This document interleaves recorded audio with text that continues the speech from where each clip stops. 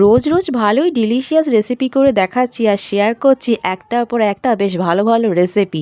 কেউ কমেন্ট করে জানাচ্ছ আর কেউ কমেন্ট করে জানাচ্ছ না। তা কি আর করা যাবে বলো, আমি আমার রেসিপি শেয়ার করতে থাকবো, একদিন না একদিন ঠিক তোমাদের মনে জায়গা করে নেব। আচ্ছা, আগে দেখো ভালো করে কি নিয়ে এসেছি আজকের। রোজকার ওই নিত্যদিনের টেস্টি রেসিপির থেকে আজকের রেসিপি রেখেছি একটু আলাদা, একটু ঘরোয়া রেখেছি।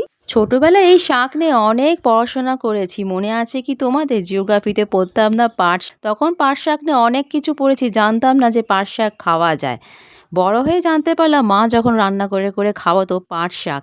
তাই আজকের আমি পাট শাককে একটু আলাদা রকমভাবে রেসিপি বানাবো, একটু ইউনিকও হবে, স্পেশালিটিও আসবে আর টেস্ট হবে রেসিপিতে। পাট শাক প্রথমেই কেটে নেব পাতাগুলো। তাই ডাঁটি হয়ে গেছে বেশ মোটা মোটা, শক্ত ডাঁটি নেওয়া যাবে না, তাই শক্ত ডাঁটিগুলো ফেলে দেবো, পাতা নেব কেটে। ডাল করে রেখেছি আগেই, কাজ সুবিধা হবে বলে, তাড়াতাড়ি হয়ে যাবে যে পাট শাকের রেসিপি। কী ডাল নিয়েছি দেখাচ্ছি তোমাদেরকে। মাটির বাটি মেপে নিয়েছি 1 বাটি করে মটর ডাল। এই 1 বাটি মাপের ডাল মোটামুটি 5 জনের হয়ে যাবে দুপুরের খাওয়া দাওয়া। তাই আজকে মটর ডাল দিয়ে পাট শাক রান্না করব, বেশ ভালো হবে খেতে, টেস্টি হবে।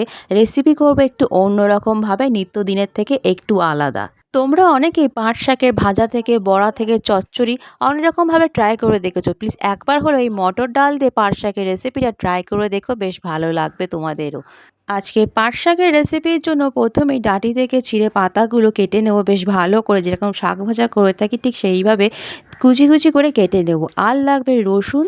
আমি এখানে 5 কোয়া করে রসুন ছাড়িয়ে নিয়েছি আর কেটে নেব একদম কিমার মতো করে।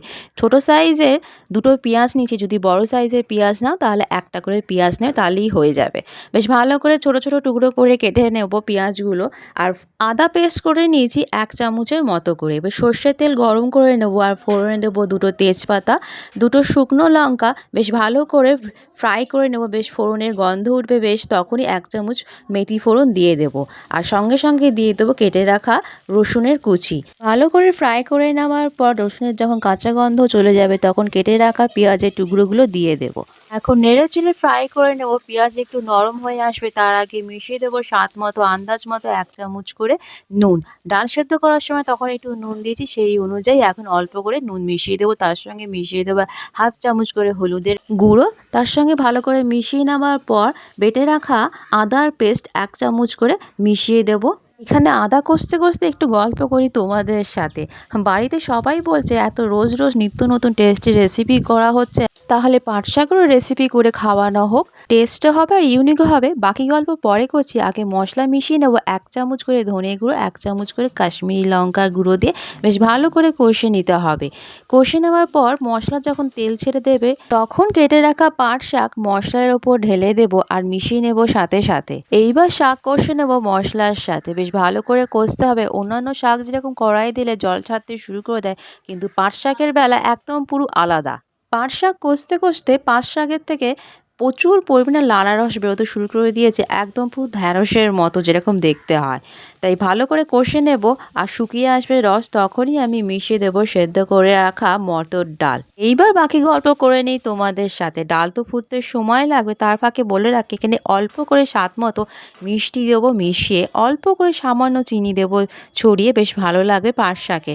ডাল ফুটে গাঢ় হয়ে আসবে, নামাবার আগে দেবো মিশিয়ে ঘি 1 চামচ করে। এইবার বলে নিই লাস্ট কথাটা। তাই ভাবলাম পাট শাক রান্না করলে একটু নতুনত্ব হবে, ইউনিক হবে, টুইস্টও আসবে।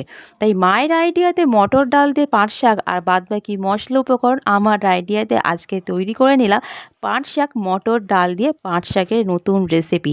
দুপুরবেলায় দারুণ লাগবে গরম ভাতের সাথে, আর সাথে যদি একটু ভাজাভুজি থাকে তাহলে ক্যা বাত ক্যা বাত।